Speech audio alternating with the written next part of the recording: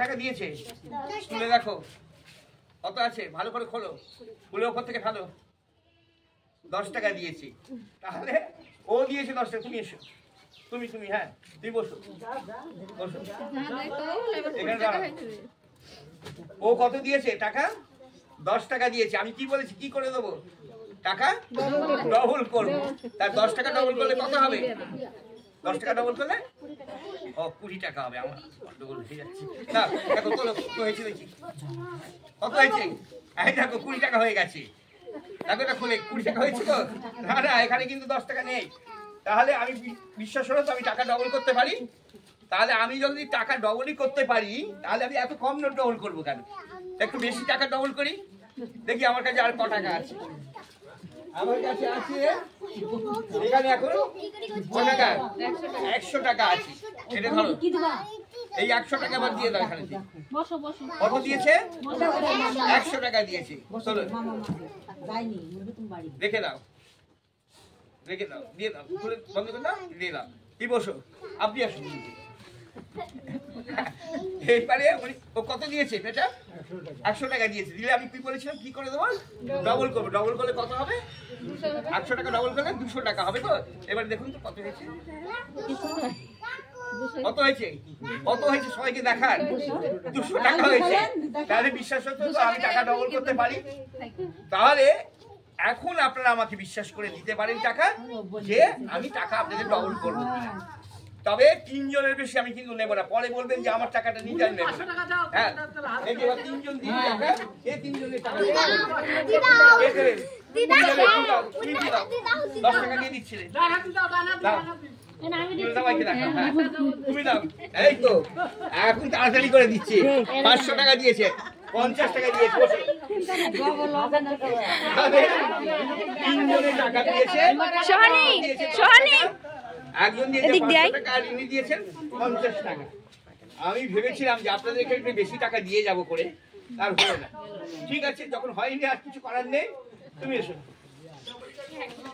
দাঁড়াও। তোমার নাম কি?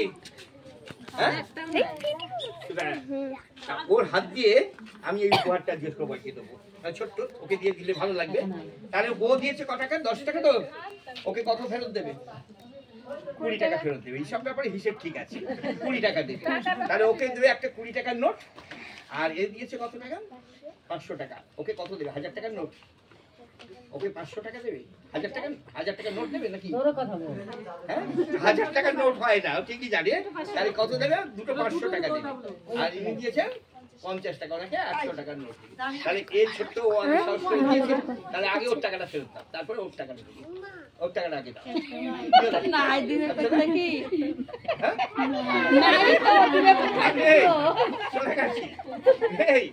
আর এইটাই হয়ে থাকে।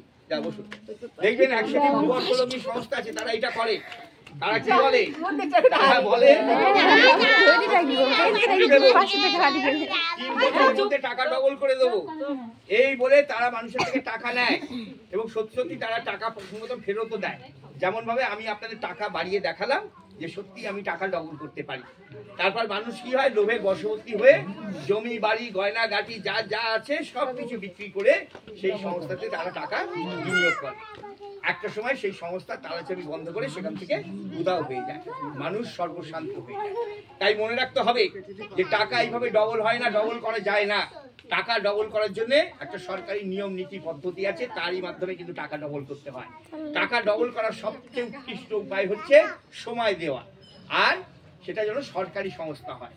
যেমন ব্যাংক, পোস্ট অফিস, এলআইসি, এইসব জায়গাতে আমরা টাকা রাখবো নিশ্চিন্তে।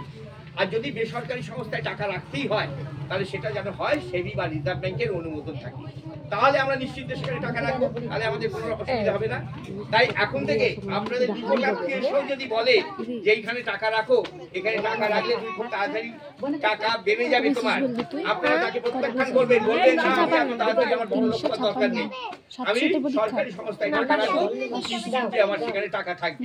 তাই এখন থেকে আপনারা কখনোই কারোর প্রলোভনে প্রলোভিত হয়ে আপনারা যেন কখনোই এখানে যেখানে সেখানে টাকা ইনভেস্ট করবেন না।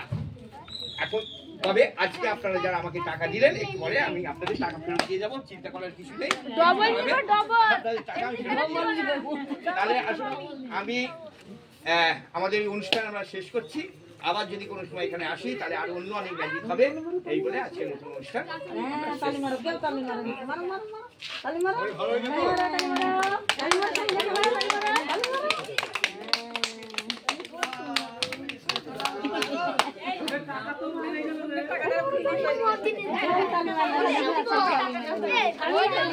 আমি আগে যত